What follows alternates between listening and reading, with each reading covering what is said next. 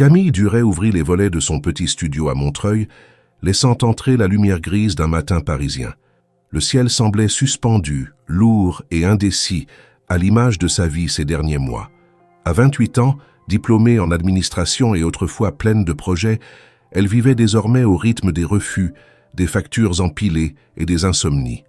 Le silence de son appartement résonnait comme un rappel cruel. Elle était seule, vraiment seule. Il y a 1 an, elle travaillait dans une start-up pleine de promesses, convaincue que c'était le début d'une carrière brillante. Puis la crise était venue, brutale, sourde, laissant derrière elle un bureau vidé en quelques semaines et des adieux précipités. Depuis, Camille enchaînait les entretiens sans succès. Elle avait tout essayé, agence, candidature spontanée, reconversion. Elle avait même envisagé de quitter Paris. Mais quelque chose la retenait ici, une volonté têtue de ne pas fuir, de prouver qu'elle pouvait encore rebondir. Ce matin-là, une notification sur son téléphone la tira de ses pensées. Lumea. Ce nom clignotait sur l'écran comme une bouée. Une entreprise renommée dans le secteur technologique, innovante, dynamique.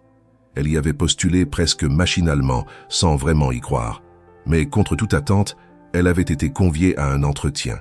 Et aujourd'hui, c'était le jour. Camille passa une main nerveuse dans ses cheveux bruns. Elle avait repassé ses vêtements la veille, choisi une tenue sobre mais élégante. Elle avait relu ses notes, préparé ses arguments, revu ses projets passés. Tout devait être parfait. C'était peut-être sa dernière chance. Son compte bancaire touchait le fond, les rappels de loyer devenaient plus pressants, et même les courses du mois se transformaient en équations impossibles. Elle descendit dans la rue avec son carnet, son sac en bandoulière, et une détermination fragile mais tenace. Dans le métro, elle fixait son reflet dans la vitre, essayant de masquer l'ombre sous ses yeux avec un sourire discret. Autour d'elle, les visages fatigués défilaient, anonymes, emportés par l'agitation du matin. Arrivée devant le bâtiment de Lumea, dans le 11e arrondissement, elle inspira profondément. L'immeuble était moderne, vitré, presque intimidant. À l'accueil, une hôtesse lui demanda son nom avec amabilité. On lui tendit un badge, puis on l'invita à patienter dans un salon minimaliste au fauteuil clair. D'autres candidats attendaient aussi, chacun absorbé dans son téléphone ou ses notes, le regard tendu. Quand vint son tour, Camille se leva d'un bond. L'entretien eut lieu au 5e étage, dans une salle vitrée avec vue sur les toits. 3 personnes l'attendaient, une responsable RH, un chef de projet et un analyste technique. Ils posèrent des questions précises, parfois abruptes, mais Camille répondit avec clarté. Elle parla de son expérience, de ses échecs, sans jamais chercher à les maquiller. Elle mit en avant sa capacité d'adaptation, sa rigueur, son goût du travail bien fait. Pendant qu'elle parlait, elle sentit un regain d'espoir. Pour la première fois depuis longtemps, elle avait l'impression d'être entendue, comprise. Lorsqu'elle quitta la pièce, les 3 interlocuteurs lui sourirent poliment. Elle ne savait pas si c'était bon signe, mais elle choisit d'y croire. En descendant l'ascenseur, son cœur battait vite. Elle se permit un soupir, puis sortit dans la rue, soudain éblouie par une éclaircie inattendue. Elle marcha quelques mètres, se dirigeant vers un petit café à l'angle de la rue, ses jambes encore tremblantes. Elle s'installa en terrasse, commanda un thé, puis sortit son téléphone. Juste un regard pour vérifier. Un seul. Et là, le message était déjà là. Reçu il y a 10 minutes. L'objet, votre candidature chez Lumea. Son estomac se contracta. Elle cliqua. Madame Duret, nous vous remercions pour l'intérêt que vous avez porté à notre entreprise. Après examen attentif de votre profil, nous sommes au regret de vous informer que vous n'avez pas été retenu pour le poste. Les mots flottaient devant ses yeux. Tout s'effondra. Elle n'avait pas été prise. Encore. Malgré tous ses efforts, malgré cette once d'espoir qu'elle avait osé laisser grandir. Le thé arriva, mais elle ne le toucha pas. Elle resta là, immobile, incapable de bouger. Finalement, elle se leva, laissant la tasse intacte. Elle marcha sans but précis, traversant les rues comme une somnambule. La place de la République s'étendait devant elle, vivante, bruyante. Elle n'entendait rien. Elle avançait, engourdie, quand soudain, un choc brutal la fit vaciller. Elle venait de percuter un homme pressé. Des papiers s'envolèrent, un porte-document tomba au sol. Camille recula d'un pas, confuse. « Pardon, je suis désolée », murmura-t-elle sans lever les yeux. L'homme la regarda brièvement, surpris, mais ne dit rien. Il ramassa ses affaires rapidement, puis s'éloigna d'un pas vif. Camille, elle, continua sa marche, le regard vide, sans se douter un seul instant que ce bref accident allait marquer un tournant dans sa vie. Elle venait de croiser Étienne Morel, mais pour l'instant, elle ne le savait pas encore. Le froid semblait s'être installé jusque dans sa poitrine. Camille marchait lentement, son sac ballottant contre sa hanche, ses pensées embrouillées par la déception qui venait de la frapper. Autour d'elle, Paris continuait sa cadence frénétique. Les vélos slalomaient entre les taxis, les piétons pressèrent le pas pour éviter les gouttes fines d'une pluie en suspension, les sirènes lointaines des ambulances se mêlaient aux klaxons impatients. Mais pour elle, tout paraissait lointain, comme étouffé derrière une vitre invisible. Elle avait relu le message une deuxième fois, puis une troisième, comme si les mots pouvaient se réarranger d'eux-mêmes et offrir un autre sens. Mais il n'y avait pas d'ambiguïté. C'était une fin de non-recevoir, sèche, impersonnelle, standard, une formule qu'elle connaissait par cœur à force de la lire dans toutes les déclinaisons possibles depuis plusieurs mois. Pourtant, cette fois, elle y avait cru. Elle s'était dit que peut-être, avec tout ce qu'elle avait donné, avec l'honnêteté dont elle avait fait preuve, quelque chose allait changer. Et maintenant, c'était encore un non, un de plus. Peut-être le dernier qu'elle était capable d'encaisser. Le ciel s'assombrissait lentement au-dessus de la place de la République. Camille s'y trouvait désormais, au centre de cette esplanade que les manifestants, les rêveurs et les solitaires occupaient tour à tour. Elle n'avait pas prévu d'y venir. Ses pas l'avaient menée là sans intention, simplement parce qu'elle ne savait pas où aller d'autre. Son regard se perdait sur les pavés humides et elle s'arrêta un instant pour respirer. Mais même cela devenait difficile. Elle se mit à marcher à nouveau, plus vite cette fois, comme si elle pouvait fuir l'émotion qui montait en elle. Les larmes n'étaient pas encore là, mais elle les sentait tout près, prêtes à exploser au moindre mot, au moindre regard de travers. Et c'est à ce moment-là, alors qu'elle tournait dans une rue adjacente, qu'elle heurta violemment un homme. Le choc fut net. Camille recula, déséquilibrée. Lui, en costume bleu foncé, venait visiblement de sortir d'un rendez-vous ou d'une réunion importante. Ses documents s'éparpillèrent sur le trottoir, certains glissant jusqu'au caniveau. Camille balbutia immédiatement, incapable de cacher sa détresse. « Pardon, je ne regardais pas. » Elle ne termina pas sa phrase. Elle ne leva même pas les yeux. Son corps s'agenouilla presque automatiquement pour ramasser les feuilles, tandis que l'homme s'accroupissait aussi, silencieux. Ils touchèrent en même temps le même dossier, leurs doigts se frôlant brièvement. Camille recula aussitôt. Elle ne voulait pas qu'on la voie. Pas comme ça. Pas à cet instant où elle se sentait si vulnérable, si petite. « Ce n'est rien », dit simplement l'homme, sa voix calme mais rapide, presque distante. Elle murmura un dernier « Excusez-moi », puis s'éloigna, sans chercher à comprendre qui il était, sans se retourner. Elle sentait encore le tremblement dans ses mains, le poids du refus qui écrasait tout en elle. Elle marcha plusieurs minutes sans s'arrêter, s'éloignant des boulevards, passant devant des vitrines floues, des arrêts de bus bondés, des enfants sortant de l'école, main dans la main avec leurs parents. Chaque image, chaque fragment de vie lui rappelait qu'elle, pour l'instant, restait à l'arrêt. Quand elle arriva enfin chez elle, l'odeur du renfermé lui sauta au visage. Elle jeta son manteau sur la chaise, défit ses chaussures et s'effondra sur le canapé, incapable de se lever. Le message de Luméa restait ouvert sur son téléphone, écran lumineux posé à côté d'elle, comme une blessure qu'on ne peut pas ignorer. Elle pensa à l'entretien, à toutes les heures qu'elle avait passées à s'y préparer, à la nuit blanche de veille où elle avait répété ses réponses à voix basse, seule, dans cette même pièce. Son regard se posa sur une pile de lettres posées près de l'entrée. Elle savait déjà ce qu'elles contenaient, des relances, des avertissements, des échéances dépassées, mais elle ne les ouvrit pas. Pas ce soir.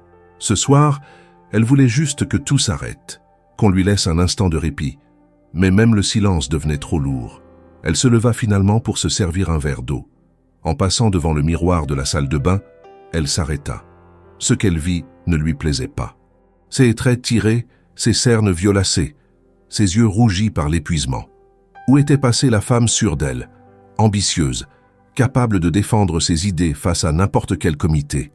Elle avait disparu quelque part entre les factures et les refus automatiques, effacée peu à peu par l'usure.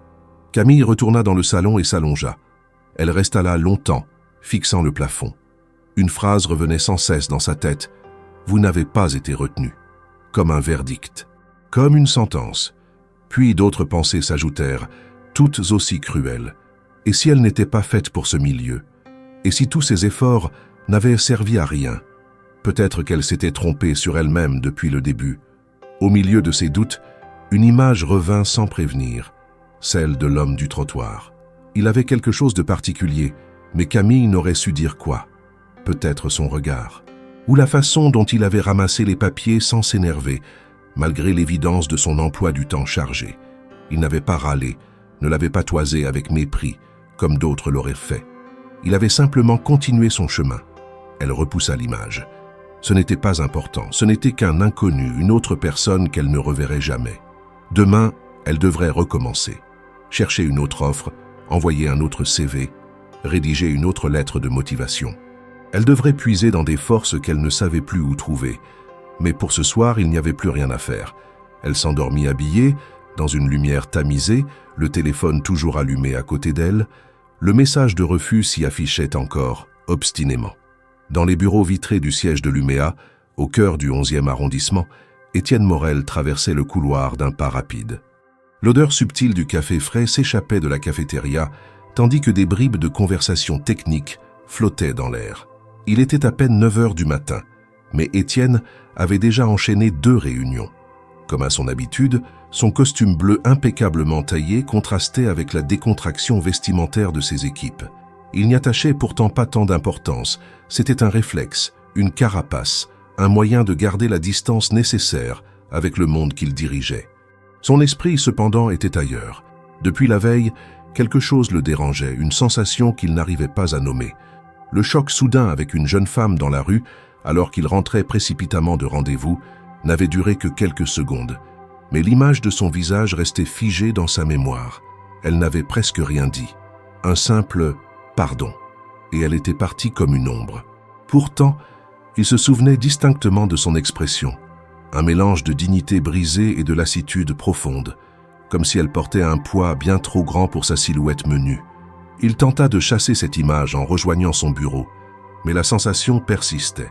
Une intuition peut-être, ou alors une de ces perceptions fugitives auxquelles il refusait en général d'accorder trop d'importance. Étienne était un homme de logique, de faits. Son parcours en était la preuve. Fils d'un cadre de la fonction publique et d'une enseignante, il avait gravi les échelons un à un, sans raccourci, sans héritage, seulement avec une discipline de fer et une obsession constante de construire quelque chose de solide. Il s'installa derrière son large bureau en bois clair et ouvrit son ordinateur. Les dossiers s'empilaient dans sa boîte de réception, mais un en particulier attira son regard. Le récapitulatif des entretiens menés la veille. Il cliqua dessus par automatisme, sans y chercher quoi que ce soit de précis. Pourtant, en faisant défiler la liste des candidats, un nom le stoppa net. Camille Duret. Son regard s'arrêta là. Étienne cliqua sur son dossier. La photo d'identité jointe au CV s'afficha et il la reconnut immédiatement. C'était elle, la femme de la veille, celle qu'il avait heurtée dans la rue et qui était partie avec cette expression gravée sur le visage. Il relut le résumé de son entretien, les notes des recruteurs. Les commentaires étaient neutres, convenus, presque bâclés. Profil intéressant, mais pas assez d'initiative, avait noté l'un. Manque de projection stratégique, avait ajouté un autre. Pourtant, son CV montrait une expérience solide, notamment dans une start-up qui, bien que récemment fermée, avait été remarquée pour plusieurs projets innovants. Étienne se sentit soudain mal à l'aise. Il connaissait les biais, les erreurs de jugement. Il les combattait autant que possible. Mais il savait qu'il se glissait partout, même dans les processus les mieux rodés. Il demanda à sa secrétaire de lui imprimer l'intégralité du dossier de Camille. Elle s'exécuta sans poser de questions, habituée aux lubies discrètes de son patron. Étienne prit les feuilles, les relut attentivement. Il découvrit qu'elle avait participé à des initiatives précises qui recoupaient certains axes de développement que l'UMEA voulait explorer dans les mois à venir. En particulier, un projet de gestion participative dans une application destinée aux collectivités locales. Il s'en souvenait, car un partenariat similaire était actuellement à l'étude chez l'UMEA. Il relut ses notes personnelles. Elle avait mentionné ses expériences, mais personne n'avait approfondi. Le temps manquait. Les entretiens avaient été enchaînés rapidement. Étienne sentit une pointe d'agacement. Comment avait-elle pu être écartée aussi vite? Pourquoi n'avait-on pas cherché à creuser davantage?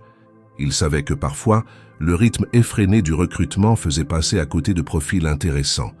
Mais cette fois, ça semblait être plus qu'une simple omission. Une opportunité avait été perdue et il ne savait pas encore s'il était trop tard pour la rattraper. Il prit son téléphone, hésita. Il n'était pas censé intervenir dans le recrutement au point de recontacter un candidat rejeté. Cela créerait un précédent. Et puis, il n'avait aucune raison officielle de le faire. Sauf que cette fois, il sentait que cela allait au-delà des règles. Ce n'était pas une faveur ni un geste de charité. C'était une intuition professionnelle. Camille Duret avait quelque chose à dire, quelque chose que personne n'avait pris le temps d'écouter. Étienne se leva, fit quelques pas vers la fenêtre. De là, il voyait les toits de Paris, la ligne grise de l'horizon et la silhouette lointaine de la colonne de Juillet à Bastille. Il pensa à ses débuts, à ses propres entretiens ratés, aux humiliations silencieuses qu'il avait dû encaisser avant de devenir ce qu'il était aujourd'hui. Il se demanda si quelqu'un, à l'époque, avait perçu chez lui ce potentiel invisible que seuls quelques rares regards savent capter. Il retourna à son bureau, ouvrit un nouvel onglet sur son navigateur.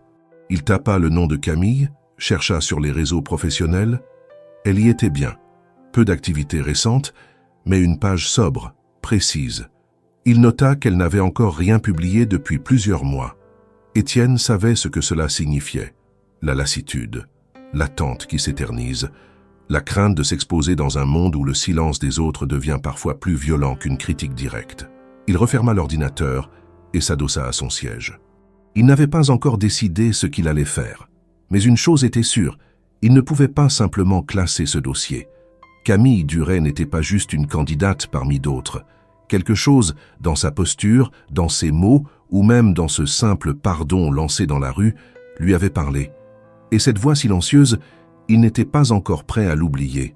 Le claquement sec de la porte d'entrée résonna dans le petit studio de Camille, alors qu'elle rentrait les épaules affaissées, le pas traînant.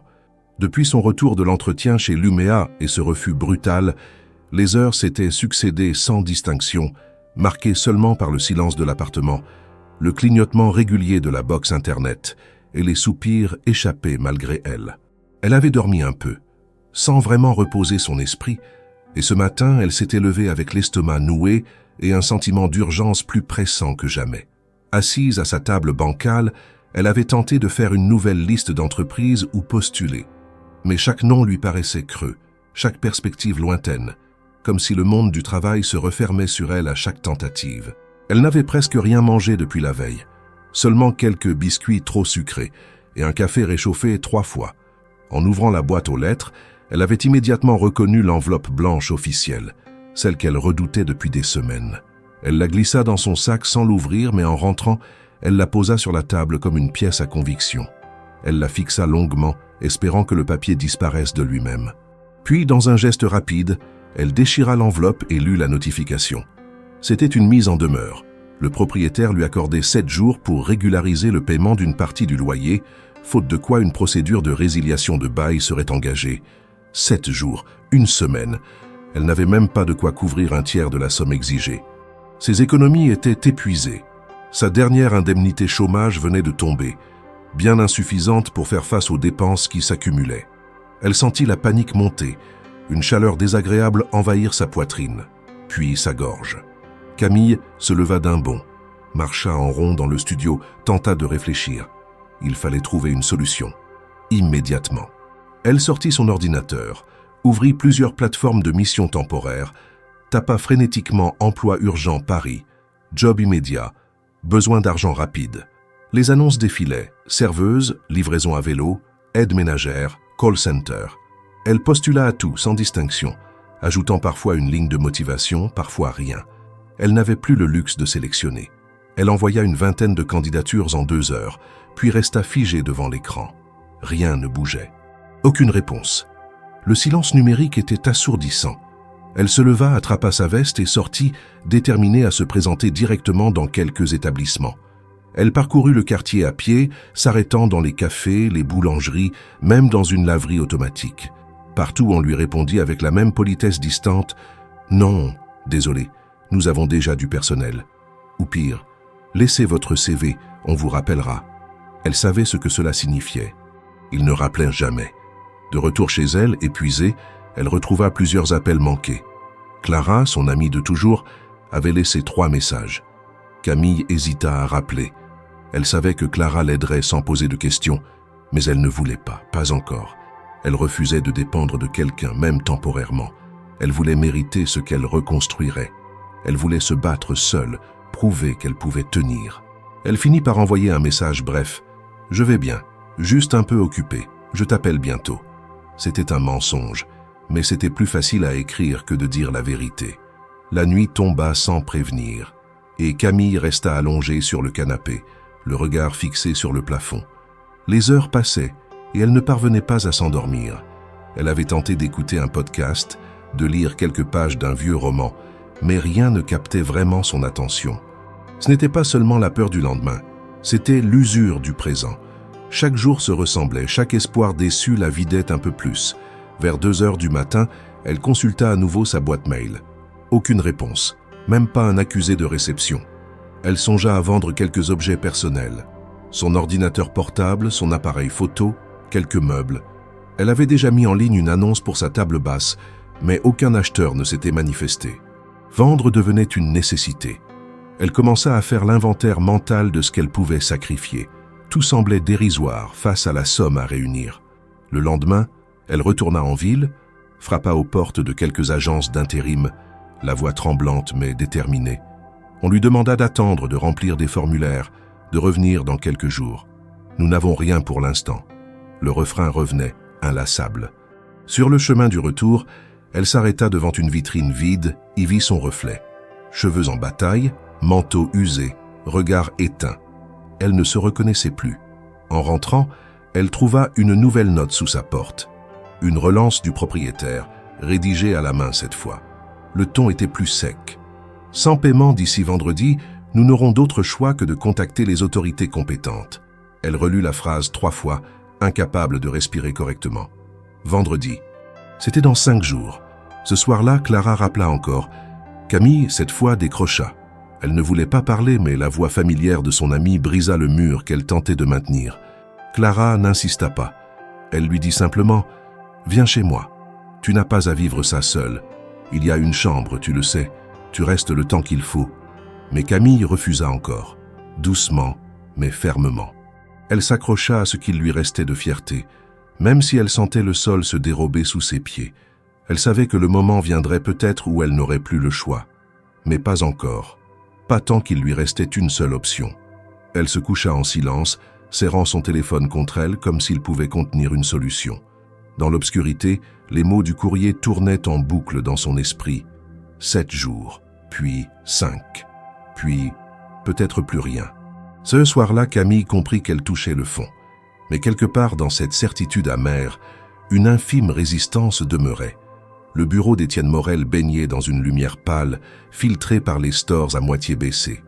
La matinée avançait, les couloirs bruissaient de conversations discrètes, mais il restait immobile, absorbé par les feuilles étalées devant lui. Le dossier de Camille Duret occupait la moitié de son bureau, ses expériences, ses lettres de motivation, ses anciens projets. Il relisait tout, lentement, comme s'il cherchait à comprendre une phrase écrite dans une langue cachée. Ce n'était pas son habitude de revenir sur une candidature rejetée, encore moins de s'y attarder. Mais depuis qu'il avait reconnu son visage parmi ces pages, quelque chose s'était déclenché en lui. Une curiosité calme mais tenace, un besoin de vérifier qu'il n'avait pas laissé passer quelque chose d'important. Il ouvrit le rapport du service de ressources humaines. Les commentaires s'y succédaient, tous convenablement formulés, mais vides.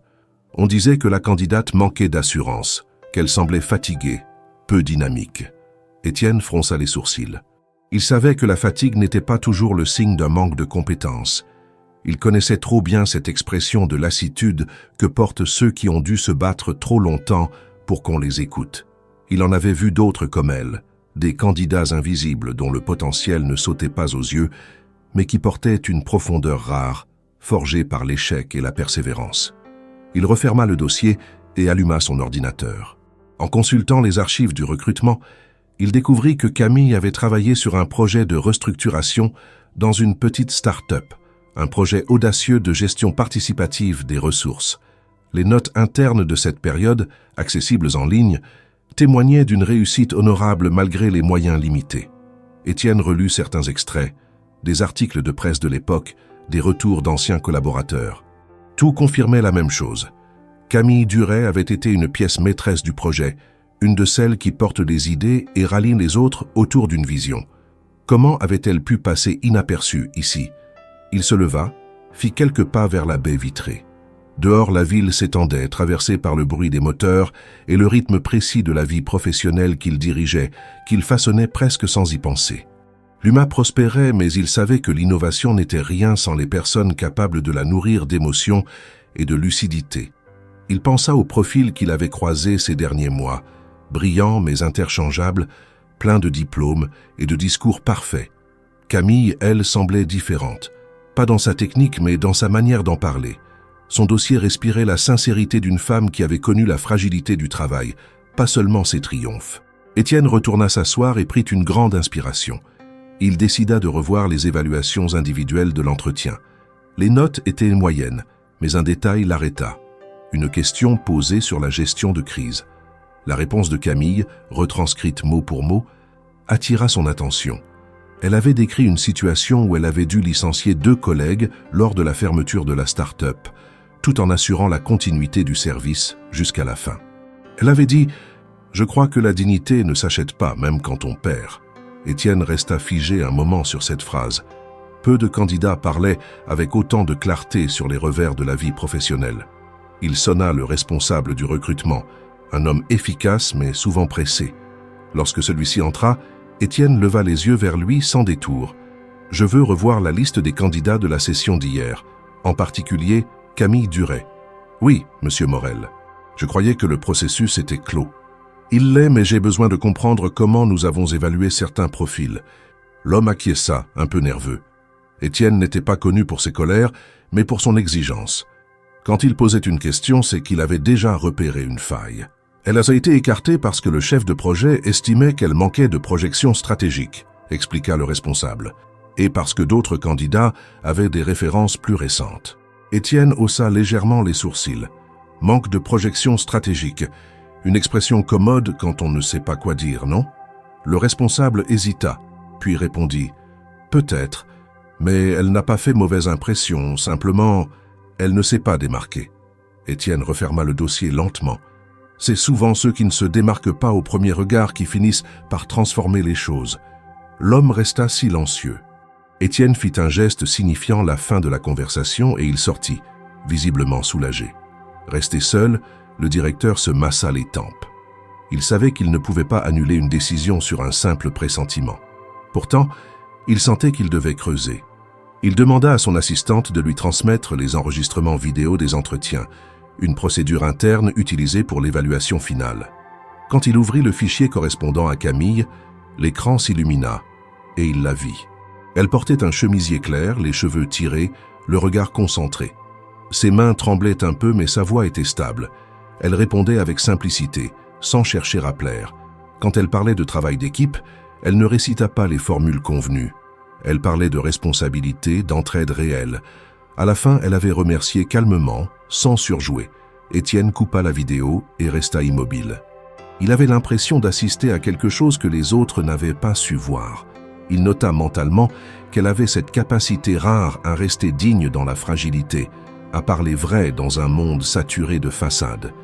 Il ouvrit son carnet de notes et griffonna « Revoir processus de sélection, revoir critères humains, trop de filtres automatiques. » Puis, après une hésitation, il écrivit « Camille Duret, potentiel non exploité. » Son téléphone vibra. Une réunion l'attendait avec le conseil exécutif. Il rangea les dossiers dans son tiroir, mais avant de quitter la pièce, il jeta un dernier regard vers la photo de CV. Son visage exprimait la fatigue, mais aussi quelque chose d'autre, une forme de persévérance silencieuse. En descendant l'escalier, il se surprit à penser à elle non plus comme à une candidate rejetée, mais comme à une possibilité inachevée, une pièce manquante dans un ensemble qu'il croyait complet. Il ne savait pas encore comment, ni quand, mais il pressentait que cette erreur ne resterait pas sans suite. Le réveil sonna à 7 heures, Mais Camille était déjà éveillée depuis longtemps. Elle avait passé la majeure partie de la nuit à réfléchir, les yeux ouverts dans l'obscurité, calculant les jours restants avant l'expulsion, évaluant mentalement les maigres options encore disponibles. Ce matin-là, pourtant, elle avait décidé de tenter une nouvelle piste. Une petite société de logistique installée à Bagnolet cherchait une assistante polyvalente. Ce n'était ni un rêve, ni un projet, mais un salaire possible, et c'était tout ce qui comptait. Elle enfila une tenue correcte mais simple, lissa rapidement ses cheveux et sortit, son CV imprimé dans une pochette plastifiée. En arrivant devant le bâtiment, une structure modeste coincée entre deux entrepôts, elle consulta une dernière fois l'adresse sur son téléphone. Elle entra, déclina son nom à l'accueil et patienta quelques minutes dans un couloir peu éclairé, où résonnaient les sons métalliques des monte-charges. Le sol était collant, l'air saturé d'odeurs de café froid et de poussière. Lorsqu'on l'appela, elle suivit un homme en chemise froissée jusqu'à un bureau étroit. Le recruteur, un quadragénaire au regard pressé, consulta à peine son dossier. Il regarda l'heure, fronça les sourcils. « Vous avez 5 minutes de retard, mademoiselle. » Ce n'est pas un bon début. Camille ouvrit la bouche pour s'excuser, mais il la coupa immédiatement. Quand on cherche du travail, on arrive à l'avance. Ici, ce n'est pas un centre de réinsertion. Elle sentit la chaleur lui monter au visage. Elle tenta de rester calme. « Je suis partie très tôt, mais la ligne de métro a eu une interruption. Ce n'est pas mon problème. Ce n'est jamais le bon moment pour les excuses, surtout pas en entretien. Et pour être franc, je n'ai pas de temps à perdre avec quelqu'un qui n'a pas su faire preuve de ponctualité. » Il repoussa son dossier vers elle, comme un objet qu'il voulait voir disparaître. Camille le regarda, interdite, les mains figées sur ses genoux. Elle voulait répliquer, dire qu'elle avait marché un quart d'heure sous la pluie, qu'elle avait passé la nuit à postuler partout, qu'elle avait besoin de cette chance plus que tout. Mais aucune phrase ne vint. La colère n'avait pas de place. Seulement l'humiliation. « Merci d'être venu », conclut-il d'un ton sec. Elle sortit sans un mot, le cœur battant, la gorge serrée. Une fois dans la rue, elle marcha sans direction, ses jambes mécaniques, la pochette serrée contre elle comme un bouclier inutile. Elle traversa un carrefour, descendit un boulevard puis finit par s'asseoir sur un banc près d'un petit square. Des enfants jouaient à quelques mètres, accompagnés de leur mère ou de leur nourrice. Le contraste entre leurs rires insouciants et sa réalité lui donna envie de disparaître. Elle posa la tête contre le dossier du banc, ferma les yeux. Elle se sentait vide. Une voix familière résonna dans son esprit, celle de Clara, lui disant encore et encore qu'elle devait arrêter de tout porter seule. Mais l'orgueil restait là, malgré tout. Camille voulait gagner, se relever, sans dépendre de personne. Pourtant, à cet instant, elle avait envie de tout laisser tomber, de rentrer, de dormir pendant des jours.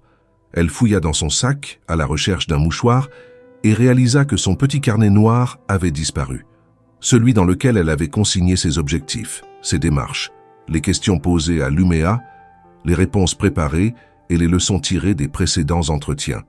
Elle y tenait comme à une extension d'elle-même, un espace secret où elle laissait ses doutes, mais aussi ses éclairs de lucidité. Elle retourna sur ses pas en panique, revint vers l'arrêt de métro, fouilla le banc, inspecta ses poches. Rien. Ce n'était pas un objet de valeur pour les autres, mais pour elle, il représentait les efforts invisibles. Le carnet contenait tout ce qu'elle avait tenté de bâtir malgré la tempête. Elle resta là, debout, les yeux dans le vide, incapable de croire qu'elle avait perdu encore un morceau d'elle-même. Alors qu'elle s'apprêtait à rentrer, vaincue, elle entendit une voix derrière elle. « Excusez-moi, vous n'auriez pas perdu ceci par hasard ?» Elle se retourna lentement et vit un homme en costume sombre, un manteau bien ajusté sur les épaules, tenant son carnet noir dans une main. Il avait le visage familier, mais elle n'arrivait pas à le replacer immédiatement. Il souriait légèrement sans insistance. « Je l'ai trouvé il y a quelques jours près de République. Je me suis dit que je tomberais peut-être sur son propriétaire. » Camille resta figée une seconde, puis s'avança. « Oui, c'est à moi. » Elle prit le carnet, le regard encore méfiant, mais sa voix trahissait une reconnaissance sincère. « Merci. Je ne pensais pas le revoir. » Il y avait un prénom à l'intérieur. « Camille, c'est bien cela ?» Elle hocha la tête. L'homme hésita comme s'il évaluait la situation.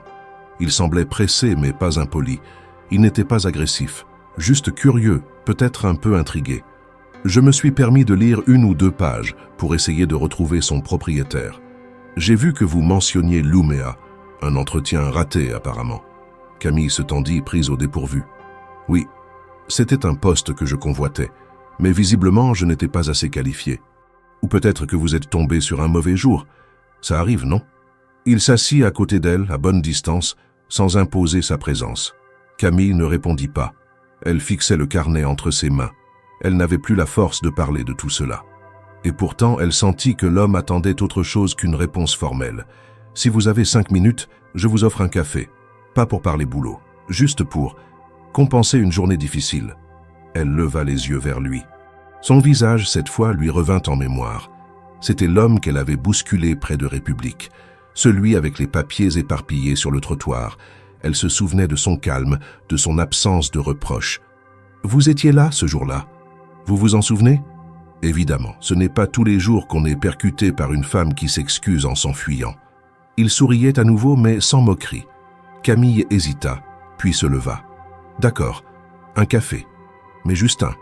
Promis, c'est rien de plus. » Ils marchèrent côte à côte vers un petit bistrot à l'angle de la rue. Camille tenait son carnet comme un talisman retrouvé et pour la première fois depuis des semaines, elle sentait que quelque chose, aussi infime soit-il, venait de bouger.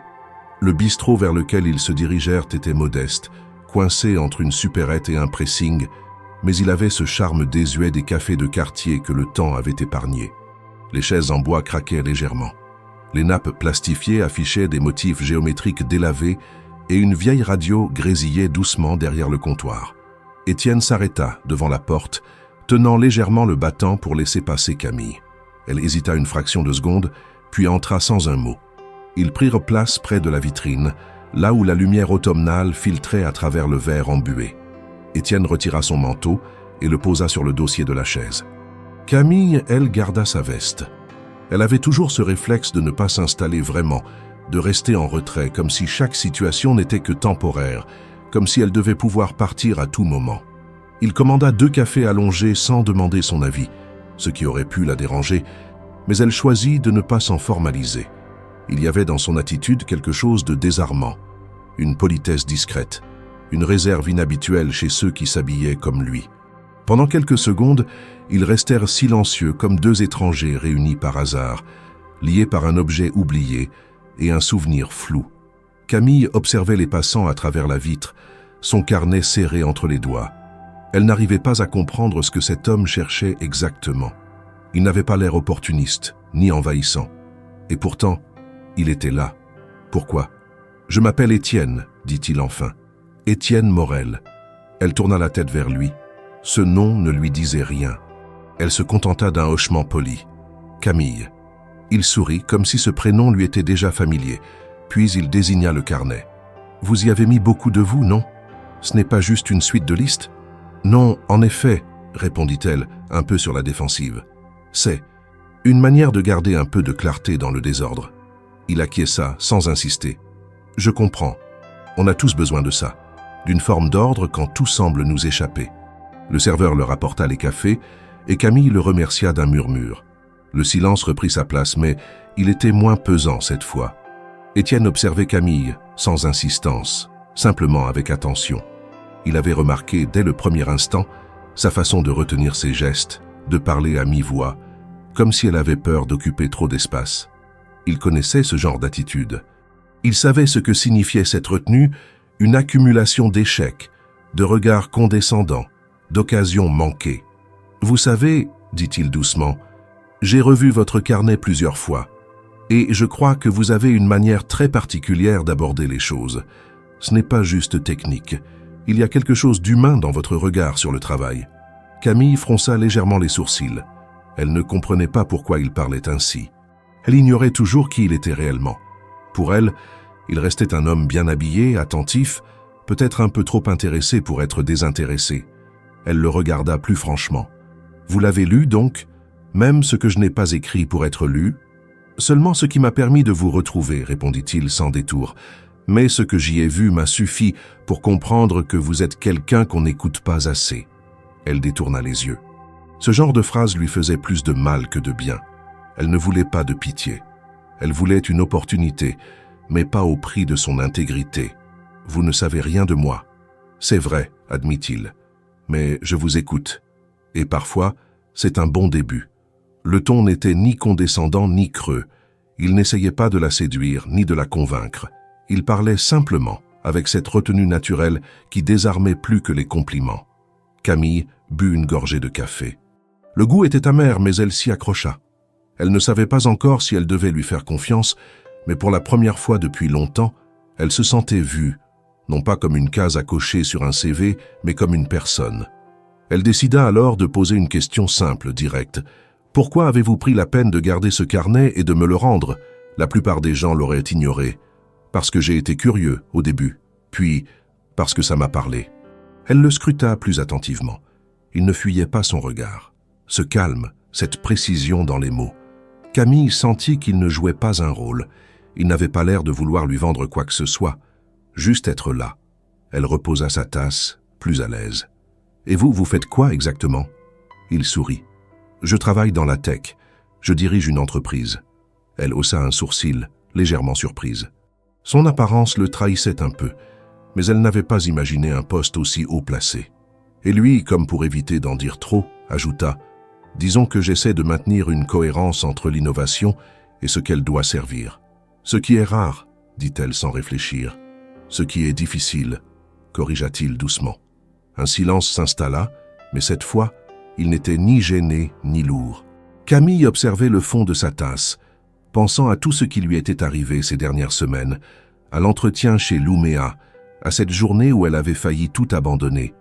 Et maintenant, elle était là, face à cet homme, dans un café banal, avec la sensation étrange que quelque chose, pour une fois, ne la rejetait pas. « Vous savez, reprit-elle doucement, je ne cherche pas qu'un poste.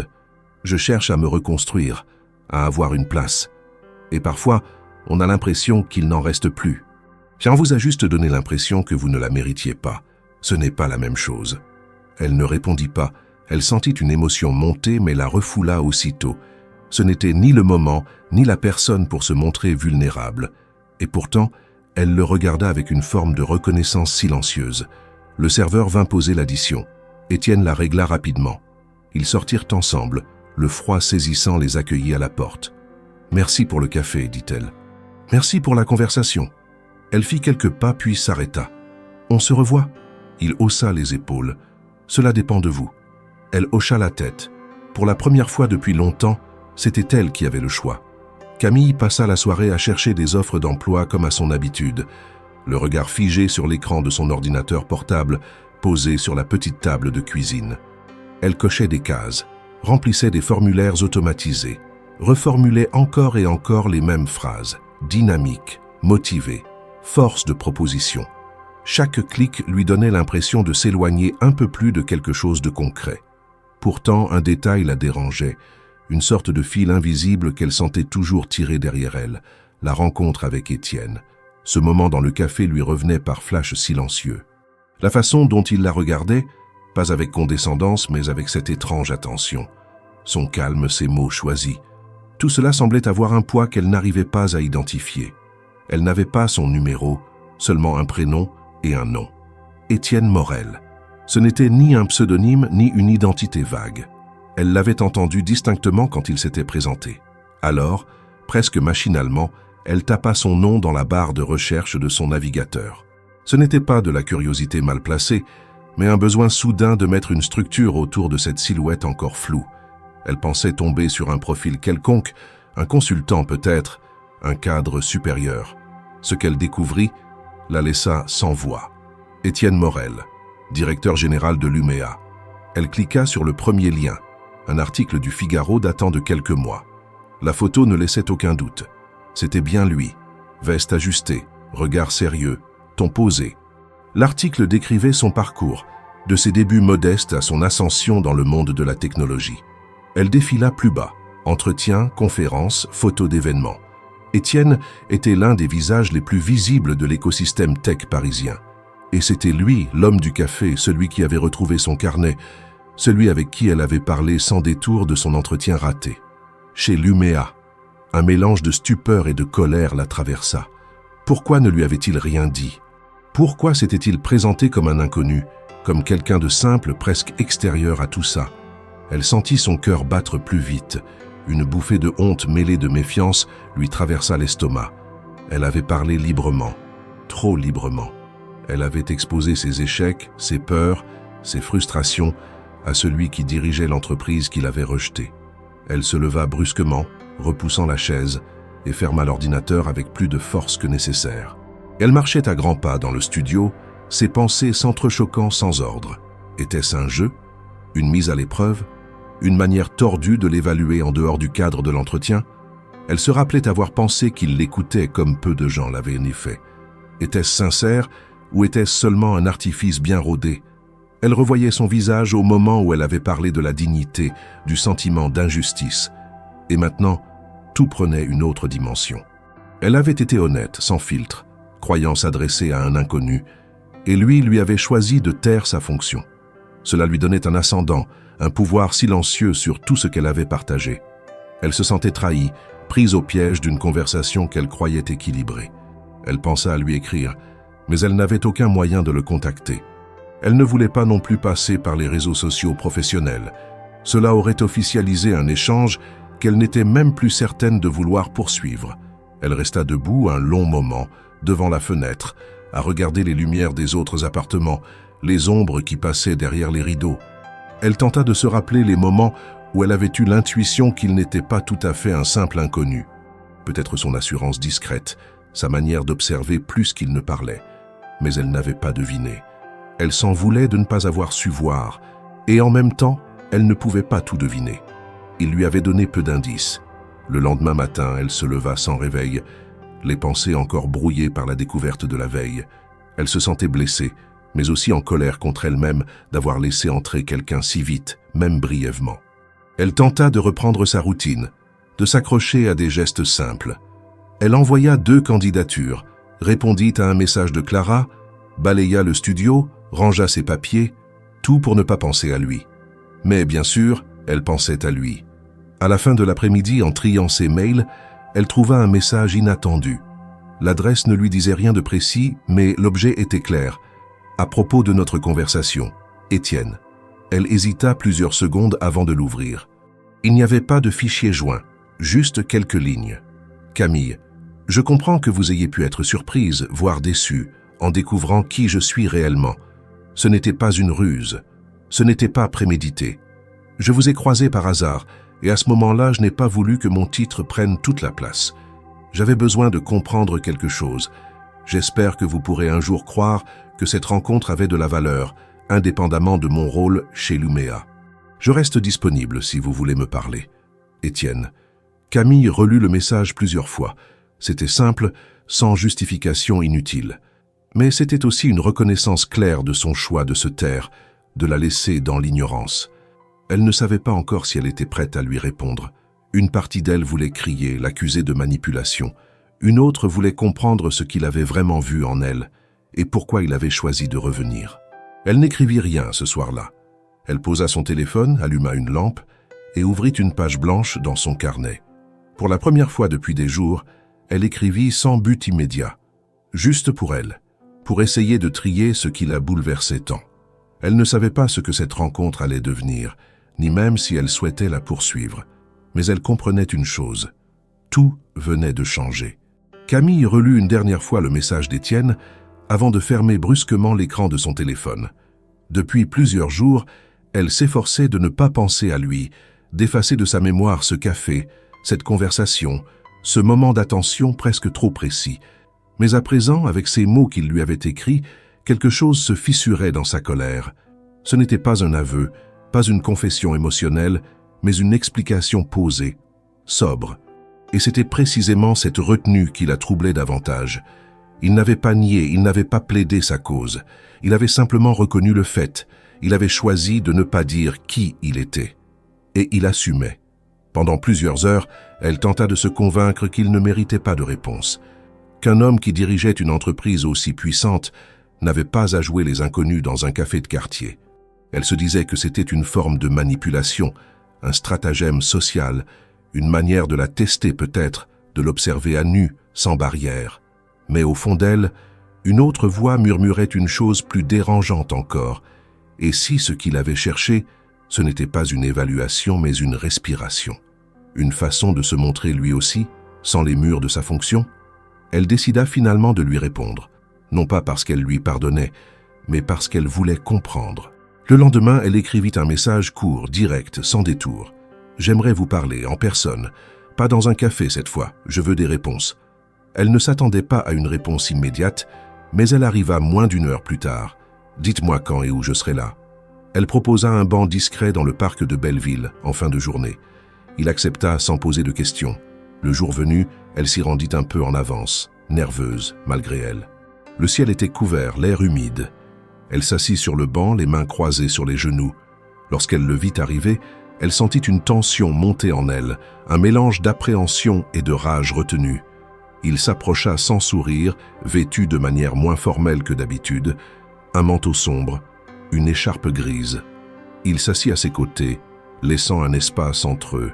« Merci d'être venu », dit-il calmement. Elle ne répondit pas tout de suite. Elle le fixa quelques secondes, puis parla d'une voix ferme. « Pourquoi vous ne m'avez rien dit ? Dès le début, vous saviez qui j'étais. Vous saviez que j'étais une candidate rejetée. Vous saviez ce que ce refus représentait pour moi. »« Oui, » admit-il, « et je n'ai rien dit parce que je ne voulais pas que ce soit ça le centre de notre échange. » Elle eut un rire bref, amer. « Vous ne vouliez pas ? Et moi, je n'avais pas le droit de le savoir ? Vous m'avez écouté me mettre à nu sans même me prévenir que vous étiez le patron de ceux qui m'ont jugé. Ce n'était pas prévu. Je vous ai reconnu après coup, en voyant votre nom dans les dossiers. Je vous ai croisé dans la rue. Et ce que j'ai vu sur votre visage m'a interpellé, pas en tant que recruteur, en tant qu'homme. Et ce jour-là, j'ai eu envie d'écouter, pas de jouer un rôle. » Camille détourna le regard. Elle luttait contre l'envie de le croire. Parce qu'une part d'elle voulait encore pouvoir croire à la sincérité. « Vous avez relu mon dossier. Vous avez vu que j'avais été écarté. Et vous avez quand même gardé le silence. Vous auriez pu faire quelque chose, réagir. J'ai relu votre dossier, oui. Et j'ai vu qu'il y avait eu une erreur de jugement, une de celles qui arrivent de plus souvent qu'on ne le croit. J'ai voulu comprendre pourquoi vous aviez été écarté. Et j'ai compris que c'était un mélange de rapidité, de fatigue, d'aveuglement institutionnel. Mais je ne pouvais pas revenir là-dessus sans que cela semble arbitraire. » Elle le fixa de nouveau, cette fois plus longuement. « Et vous avez trouvé quoi en me parlant comme à une inconnue ?» Il hésita un instant, puis répondit « J'ai vu quelqu'un qui n'a pas été entendu, quelqu'un dont la lucidité mérite d'avoir une place. Et j'ai vu une femme épuisée, mais encore debout. Et je me suis rappelé que j'avais été à votre place il y a longtemps, rejeté, invisible, bousculé par des décisions prises sans qu'on vous regarde vraiment. » Camille sentit un frisson lui traverser l'échine. Ce n'était pas tant ce qu'il disait que la manière dont il le disait. Il ne cherchait pas à se défendre. Il partageait quelque chose, une mémoire, une trace. Elle ne s'attendait pas à cela. Elle avait imaginé des excuses, peut-être des justifications, pas cette forme d'écho. Vous avez aussi caché votre pouvoir. Et ça, ce n'est pas rien. Je l'ai mis de côté, oui, parce que je voulais savoir ce qui restait quand je ne suis plus ce qu'on projette sur moi. Je ne le fais jamais. Mais avec vous, je me suis surpris à vouloir juste parler. Elle resta silencieuse un moment, puis soupira. Et maintenant, vous attendez quoi?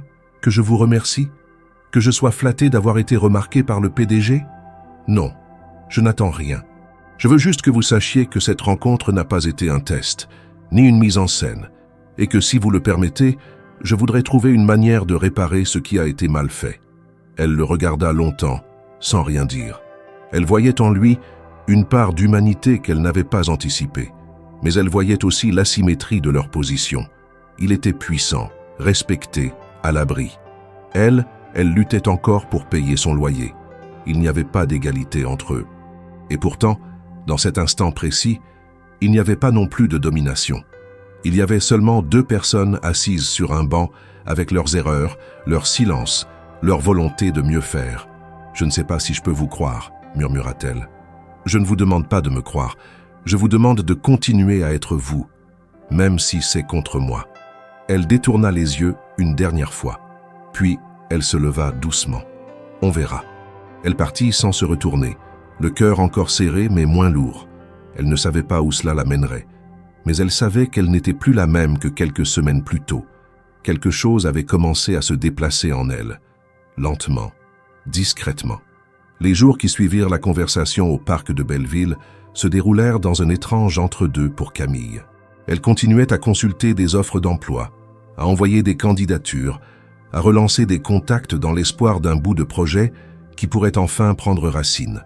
Pourtant, chaque fois que le téléphone sonnait ou qu'un courrier arrivait, son esprit revenait à cette rencontre avec Étienne Morel, directeur général de l'Ouméa. Elle n'était plus simplement la candidate rejetée, elle se trouvait en position d'attente. Une proposition semblait désormais possible, mais elle ne savait pas encore laquelle. Ce matin-là, elle se rendit dans un café-terrasse à proximité de son studio à Montreuil pour réfléchir. Le lait chauffait dans la petite cafetière, le bruit subtil des tasses se mêlait au ronflement lointain des bus. Elle ouvrit son carnet noir, désormais presque vide des rustines d'urgence, plus prête à accueillir des idées qu'à contenir des listes de survie. Elle écrivit « Quel type d'opportunité mériterais-je vraiment ?» Elle regarda autour d'elle. Des jeunes femmes tapotaient sur leurs ordinateurs, embauchées ou en transition. L'odeur du brie chaud flottait dans l'air. Elle respira profondément, puis ferma le carnet. Elle savait que l'instant était en train de changer. Quelque chose de plus grand, peut-être de plus durable, se profilait. À 11 heures, son téléphone vibra. Le nom d'Étienne s'afficha. Elle prit une profonde inspiration. Son cœur se mit à battre légèrement plus vite. Il dit simplement « Je souhaiterais vous inviter à une réunion informelle avec mon équipe innovation mercredi à 14 heures. Aimeriez-vous y assister ?» Camille resta silencieuse un moment. « Où ?» questionna-t-elle finalement. « Dans nos locaux rue Oberkampf. Uniquement discussion, pas d'engagement. » Elle acquiesça, sans savoir si elle devait sourire, fuir ou refuser. Elle accepta. Mercredi arriva. Elle entra dans l'immeuble vitré de l'Ouméa. Le badge qu'on lui avait remis à l'accueil lui donna un sentiment étrangement solennel. Elle salua timidement 2 personnes dans le hall, puis monta à l'étage dédié à l'innovation. L'espace était ouvert, lumineux, les murs peints en blanc cassé, des planches de bois clair, des écrans encastrés. Une équipe diversifiée y travaillait, certains sur des tablettes, d'autres autour d'un tableau blanc rempli de post-it jaunes. Elle prit place près d'un coin bibliothèque et respira. Elle ne ressentit ni soumission ni excitation, juste une sorte de calme déterminé. Étienne fit une brève introduction. Il ne mentionna pas directement qu'elle était là en tant que candidate rejetée. Il dit « Merci d'être présente. J'aimerais que vous partagiez votre regard sur ce que nous faisons ici. » Elle écouta les autres présenter des idées. Automatisation des services, intelligence artificielle appliquée aux collectivités, gamification des usages. Elle attendit son tour. Quand il arriva, elle parla. Elle ne déroula pas un discours préparé. Elle parla de ce qu'elle connaissait, de son ancienne start-up, de la gestion participative, de l'importance de l'humain derrière l'outil. Elle expliqua que les solutions ne devaient pas uniquement réduire les coûts, mais aussi renforcer un sentiment de communauté, de responsabilité. Le silence qui suivit ces mots fut bref, mais profond. Un des chefs de projet lui demanda « Comment imaginez-vous cela dans un produit concret ?» Elle répondit avec clarté, évoquant une interface simple, un tableau de bord transparent pour les utilisateurs, une rétroaction claire sur l'impact de leur participation. Elle remarqua les regards, les gestes d'approbation à travers la salle. Étienne lui sourit. Après l'atelier, ils descendirent au rez-de-chaussée pour un café. Étienne s'adressa à elle en privé. « J'ai une proposition à vous faire, pas un poste standard. Je voudrais que vous dirigiez un projet pilote. Vous serez responsable d'une petite équipe, 4 personnes, pour développer ce que nous avons commencé de voir, avec un budget, un calendrier et votre vision. » Le monde de Camille vacilla un instant. Elle sentit une impulsion, un mélange de fierté et de peur. Elle pensa à ses factures, à la semaine de loyer imminente, à ses nuits d'insomnie. Elle pensa aussi à ce qu'il avait dit. « Continuez à être vous, même si c'est contre moi. » Elle releva la tête. « Je ne comprendrais pas si c'était une faveur, précisa-t-elle. Je veux être choisie pour mes compétences, pas pour autre chose. » Étienne hocha la tête. « Ce n'est pas une faveur. Je l'ai demandé parce que vous avez un regard que nous ne trouvons plus, et je veux que ce projet soit transparent. Chaque étape, chaque décision, vous serez évalué sur ce que vous produisez. » Elle se recula d'un soupir long. Ce qui était proposé redéfinissait tout. Cela bousculait son identité, ses peurs, mais aussi ses rêves. Il ne s'agissait plus de postuler, d'espérer que quelqu'un un jour lui réponde. Il s'agissait maintenant de produire, de diriger, de transformer. Elle accepta mais imposa une condition. « Je veux que ce soit public, que l'annonce indique que je suis sélectionné après un processus ouvert, pour mes idées et mon travail, pas pour être associé à un directeur. » Étienne réfléchit, puis il sourit. Accordé. Le lendemain, la nouvelle fut diffusée en interne. L'Uméa lance un projet pilote, Collectivité Plus, dirigé par C. Duret. 4 personnes, budget de 6 mois. Camille lut l'annonce sur l'intranet de l'entreprise. Son nom s'affichait à côté de celui de l'Uméa, sans l'appeler la collaboratrice, la candidate. Elle se permit un sourire, discret mais vrai. Elle comprit que ce n'était pas seulement une opportunité, c'était un tournant. Mais elle ressentait aussi le poids de l'enjeu. Les regards allaient se poser sur elle. Certains penseraient qu'elle avait été pistonnée. Elle savait que les réseaux sociaux allaient en parler. Elle savait qu'il y aurait des murmures. Elle revit sa dernière audition ratée chez l'Uméa, les notes du recruteur, la fatigue dans son visage. Elle sentit soudainement un mélange d'adrénaline et de gravité. Elle rentra chez elle, le soir, le mot de passe pour le projet affiché sur un post-it sur son écran. Elle ouvrit une nouvelle feuille dans son carnet. Elle écrivit « Projet collectivité plus 6 mois. Objectif, indicateur, équipe ». Elle nota aussi « Commencer par les utilisateurs, pas par la technologie ». Elle ferma le carnet. Elle regarda autour d'elle dans le petit studio, les factures attendues, la mise en demeure, la peinture écaillée sur le volet. Tout cela existait encore. Rien n'était effacé. Mais quelque chose s'était déplacé. Elle n'était plus spectatrice. Elle était actrice. Avant de s'endormir, elle passa par la fenêtre. Les lumières de Montreuil semblaient plus proches que jamais. Elle pensa à demain, aux premières réunions, aux questions délicates qu'on allait lui poser. Elle pensa aussi à Étienne et à cette phrase qu'il avait glissée « Continuez à être vous ». Elle ferma les yeux, consciente qu'elle entrait dans une phase nouvelle. Ce n'était pas encore la réussite. C'était le premier acte d'une reconstruction. Et cela suffisait pour ce soir. Les premiers jours du projet Collectivité Plus furent d'une intensité rare pour Camille. Dès son arrivée dans les locaux de l'Uméa, on lui remit un badge temporaire, une adresse e-mail professionnelle et un espace de travail partagé avec les 4 collaborateurs choisis pour l'accompagner. Elle passa la matinée à prendre connaissance des outils, des calendriers, des budgets alloués. Il n'y eut pas de cérémonie, pas de discours d'accueil. Juste un bonjour formel du directeur administratif et un court message d'Étienne sur le canal interne. Bienvenue à Camille Duret, responsable du projet pilote. Nous comptons sur sa vision pour faire avancer notre réflexion. Rien de plus. Et pourtant, dans cette concision se trouvait déjà un changement. Elle n'était plus la candidate refusée, elle était celle qu'on attendait. Mais dès le 3e jour, les premiers signes de tension apparurent. Une publication anodine sur un réseau social professionnel signalait son arrivée dans l'équipe innovation. Sous la publication, les commentaires s'enchaînèrent rapidement. Certains saluaient l'audace du choix, la fraîcheur du profil. Mais d'autres, plus nombreux et insidieux, posaient des questions implicites. Recrutement interne ou recommandations bien placées. C'est étrange. Aucune communication sur le processus de sélection. Nouvelle venue, mais déjà à la tête d'un projet. Intéressant. Camille les lut sans réagir d'abord, mais le lendemain, plusieurs messages directs atterrirent dans sa boîte mail, certains anonymes, d'autres signés. Tous suggéraient qu'elle n'avait pas été choisie pour ses compétences. Elle lut des phrases comme « Il faut plus que de l'empathie pour diriger un projet » ou encore « Une belle vitrine pour l'Uméa, mais où est le mérite ?» L'un d'eux, particulièrement dur, affirmait « On sait tous pourquoi vous êtes là ». Elle resta figée devant son écran. La honte, la colère et la peur s'entremêlèrent. Elle avait exigé que le processus soit transparent, elle avait voulu être évaluée sur son travail, et voilà que tout ce qu'on retenait, c'était le soupçon d'un favoritisme invisible. Elle pensa à écrire un message public, à rétablir les faits, mais elle savait que cela ne ferait qu'alimenter la machine. Elle savait aussi que se défendre, dans un espace où la méfiance dominait, pouvait facilement être perçue comme une confirmation des accusations. Elle attendit la fin de la journée pour en parler à Étienne.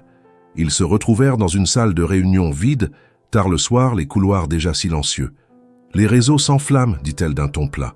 Vous l'avez vu ? Oui, je m'y attendais. Elle serra les mâchoires. Vous vous y attendiez, mais moi, je ne l'étais pas. Je pensais qu'en travaillant dur, en faisant mes preuves, J'aurai au moins droit à une chance d'exister dans ce poste. Vous avez cette chance, et vous êtes en train de la saisir, mais vous ne pouvez pas empêcher les gens de projeter leurs doutes. Vous ne les convaincrez pas par un communiqué, seulement par le temps. Elle le regarda longuement, sans cacher sa déception. C'est facile pour vous de dire ça. Vous n'avez pas à prouver que vous méritez votre poste. Vous l'avez déjà. C'est faux, répondit-il calmement. Chaque décision que je prends est scrutée, interprétée. Je vis avec ça tous les jours. Et parfois, ce que je fais de plus juste est aussi ce qui me coûte le plus cher. Comme maintenant. Elle sentit que ses propos ne venaient pas d'un automatisme managérial, mais d'une expérience vécue. Elle baissa les yeux. Je me demande si je ne devrais pas tout arrêter. Revenir à une recherche classique. Cette place est devenue un fardeau. C'est justement parce qu'elle est difficile qu'elle vaut quelque chose, Camille. Si vous partez maintenant, ce ne sera pas un retour en arrière, ce sera une abdication. Et vous savez au fond que vous n'avez pas fait tout ce chemin pour abandonner au premier obstacle. Elle resta silencieuse. Elle ne savait plus si elle était en colère contre ceux qui la jugeaient ou contre elle-même de leur laisser autant de pouvoir. Étienne s'approcha, mais ne la toucha pas. Il se contenta de murmurer « Ne vous laissez pas définir par le regard des autres. Vous savez ce que vous valez. » Elle sortit sans répondre, traversa les couloirs comme une ombre. Elle rentra chez elle, épuisée, mais incapable de dormir. Elle ouvrit son carnet et écrivit seulement 3 mots. « Est-ce que j'ose ?» Le lendemain, elle arriva plus tôt que d'habitude. Elle convoqua une réunion avec son équipe, expliqua que le projet serait ouvert à l'évaluation externe, que toutes les étapes seraient documentées, que le moindre écart serait assumé publiquement. Elle confia même aux membres de son équipe un droit de contestation sur ses décisions majeures. Ce geste fut accueilli avec surprise, mais aussi avec respect. Peu à peu, les regards changèrent. Pendant 2 semaines, Camille travailla jour et nuit. Elle coordonna les tâches, répondit aux questions, ajusta les orientations techniques. Elle ne se défendit jamais publiquement contre les rumeurs. Elle les fit taire par la qualité de son engagement. Les premiers prototypes de la plateforme prirent forme, et les utilisateurs-testeurs, choisis parmi de petites collectivités partenaires, envoyèrent des retours enthousiastes. Un vendredi soir, alors que l'équipe fêtait une première validation d'étape, Étienne entra dans la salle, discrètement. Il ne prit pas la parole. Il se contenta d'observer. À la fin, alors que Camille rangeait les derniers dossiers, il s'approcha. « Vous avez trouvé votre propre manière de répondre, et elle est bien plus puissante que n'importe quelle justification. » Elle hocha la tête. Elle ne souriait pas, mais ses yeux étaient moins tendus. « Je n'ai pas envie d'être un symbole. Je veux juste être utile. Vous êtes déjà bien plus que cela. Vous êtes un exemple. » Elle baissa les yeux, presque gênée. « Et entre nous ?» demanda-t-elle après un silence. Étienne inspira longuement. « Entre nous, il n'y a rien de défini. Et c'est peut-être ça, la meilleure base possible. » Elle acquiesça. Rien ne devait être précipité. Ni leur lien, ni la suite du projet, ni la manière dont elle reconstruisait sa place dans le monde. Une étape après l'autre. Mais cette fois, ce serait à ses conditions. Camille se leva ce matin-là sans que la sonnerie ne l'y oblige. Il était à peine 6h30, et la lumière encore grise de l'aube glissait à peine entre les volets de son studio. Elle n'avait pas bien dormi, mais l'énergie était là, nouvelle, plus stable. Sur la table basse, les feuilles de notes s'empilaient, compte rendu de réunion, croquis d'interface utilisateur, messages de testeurs volontaires, retours d'expérience. Le projet avançait, plus vite qu'elle ne l'avait imaginé. L'équipe s'était soudée autour d'une volonté commune, faire émerger un outil utile, simple, concret. Et elle, malgré les doutes initiaux, s'était imposée comme une leader respectée, écoutée non pas pour sa position, mais pour la clarté de ses décisions. Mais plus le projet gagnait en visibilité, plus le bruit autour d'elle grandissait. Les réseaux sociaux avaient commencé à relayer son nom. Un article sur un site spécialisé l'avait même qualifié de « pari audacieux » de la part de l'UMEA. Un autre, plus venimeux, parlait d'un choix sentimental au bénéfice d'une relation floue entre une ex-candidate et le PDG. Ce mot, flou, avait été utilisé avec précision. Il ne disait rien tout en insinuant tout. Camille avait lu cet article le soir même, seule, dans son studio, et il lui avait fallu plusieurs heures pour contenir la colère. Non pas qu'elle se sentît coupable de quoi que ce soit, mais parce qu'il réduisait à une simple histoire personnelle, ce qui relevait d'un choix professionnel assumé. Elle en avait parlé à Étienne, brièvement, lors d'un déjeuner en dehors des bureaux. Il avait écouté en silence, sans tenter de minimiser. « Tu peux refuser cette exposition », avait-il dit. « Personne ne te force à la porter. Et alors, je laisse les autres décider de ce que je suis? Je laisse les articles me définir? Non. Mais tu choisis aussi de ne pas jouer selon leurs règles. » Camille avait hoché la tête. Elle comprenait ce qu'il voulait dire, mais cela ne rendait pas les choses plus faciles. Les regards au sein même de l'entreprise étaient devenus plus prudents, parfois suspicieux. Elle sentait que certains collègues attendaient sa première erreur pour confirmer leurs soupçons. Elle aurait pu se protéger, se mettre en retrait, ne plus répondre aux questions de la presse, déléguer plus de décisions. Mais au lieu de cela, elle décida de faire exactement le contraire. Le lundi suivant, elle convoqua une réunion avec les responsables des autres pôles. Devant une vingtaine de personnes, elle présenta l'état du projet, ses choix, ses doutes aussi. Elle expliqua comment les retours utilisateurs guidaient chaque ajustement, comment l'équipe ajustait les indicateurs de suivi, comment le budget était dépensé.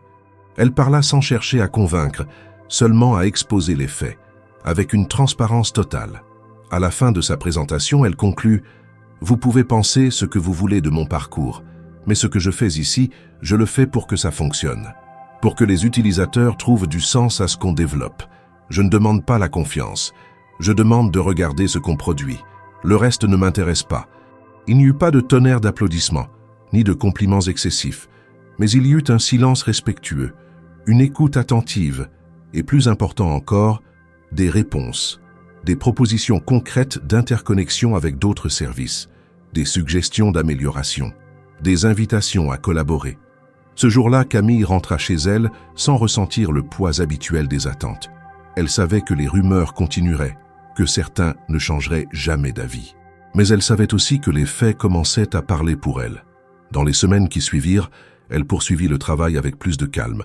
Elle délégua davantage, encouragea les membres de son équipe à prendre la parole en public, à signer les documents officiels, à participer aux présentations.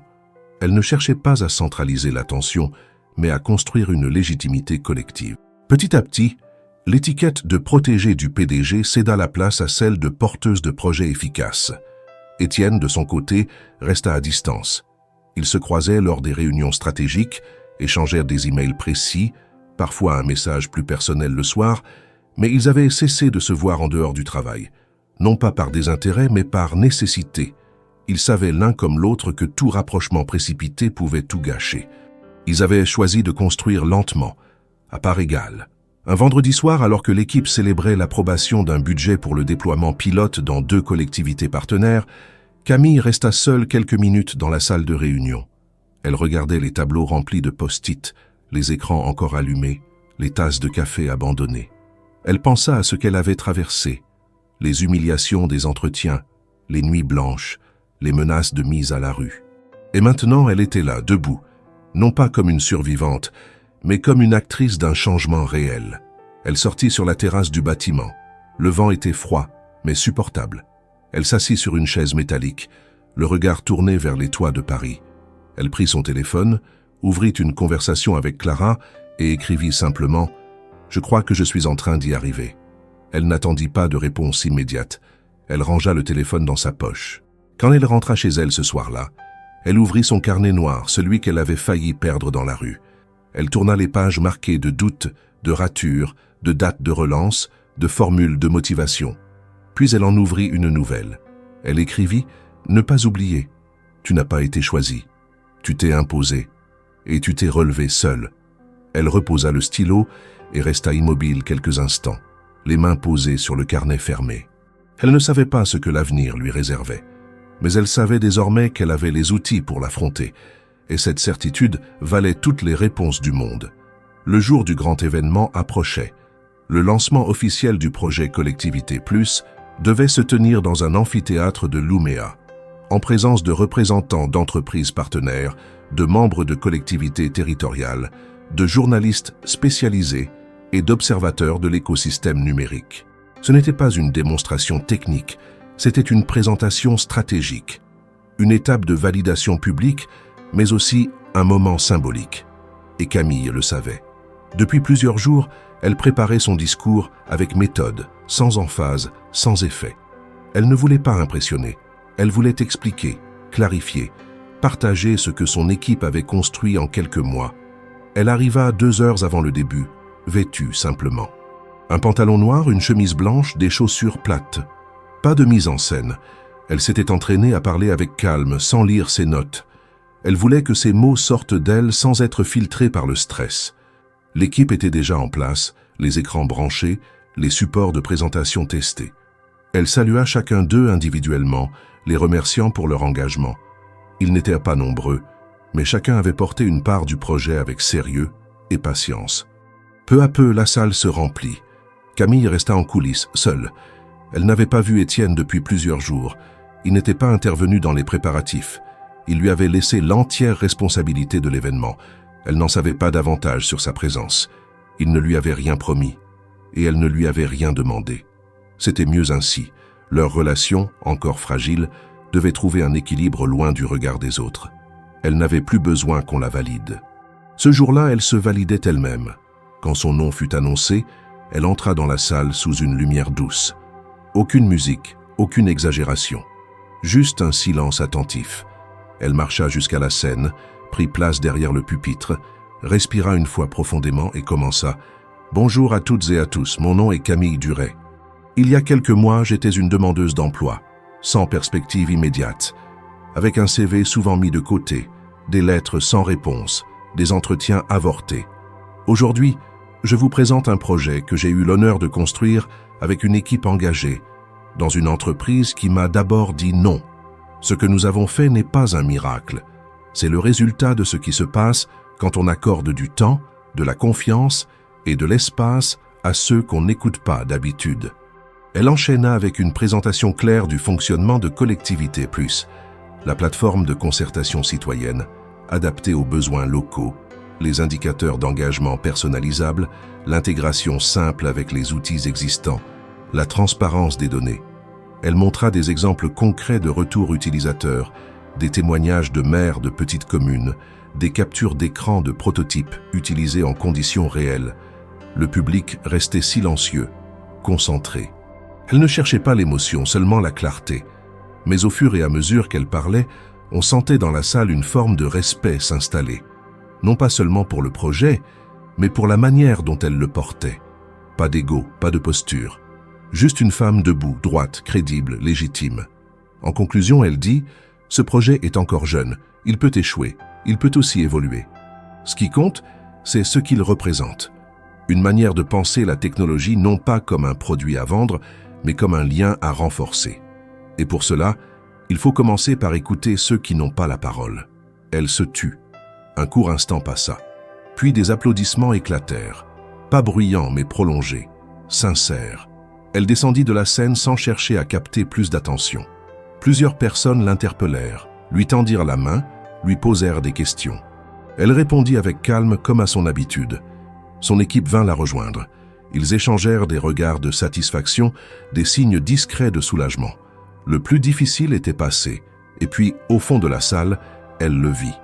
Étienne. Il était debout, parmi les invités. Il ne s'était pas avancé. Il n'avait rien fait pour être visible. Mais il était là, les mains croisées, les yeux fixés sur elle. Lorsqu'elle croisa son regard, il ne sourit pas. Il hocha simplement la tête, une seule fois, comme pour dire « Tu y es arrivé ». Elle hocha la tête à son tour, sans geste de plus. Ils ne se parlèrent pas ce jour-là. Ce n'était pas nécessaire. Ce qu'ils avaient à se dire viendrait plus tard, ailleurs, loin des applaudissements, loin des micros. Dans les semaines qui suivirent, le projet continua à se développer. D'autres collectivités exprimèrent leur intérêt.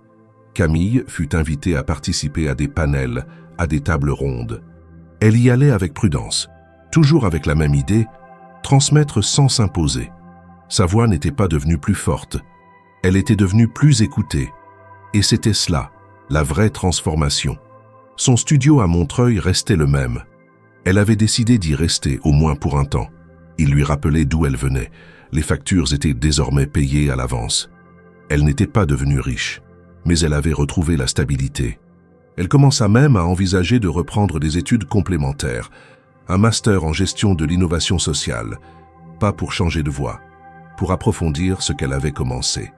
Un soir, elle retrouva Étienne dans un restaurant discret du 10e arrondissement. Ils parlèrent longtemps, pas seulement d'eux, mais de ce qu'ils avaient appris, de ce que la confiance exige, de ce que le pouvoir implique. Il n'y eut pas de déclaration, pas de promesse. Mais il y eut un accord silencieux. Ils se laissèrent du temps. Ils avanceraient l'un à côté de l'autre, sans pression, sans devoir justifier. Leur histoire n'avait pas été écrite à travers un coup de foudre ou un miracle professionnel. Elle s'était construite à partir d'un choc dans la rue, d'un silence trop long, d'un refus mal compris. Et c'est peut-être pour cela qu'elle était solide, parce qu'elle n'avait pas été voulue. Elle avait été construite, lentement, honnêtement.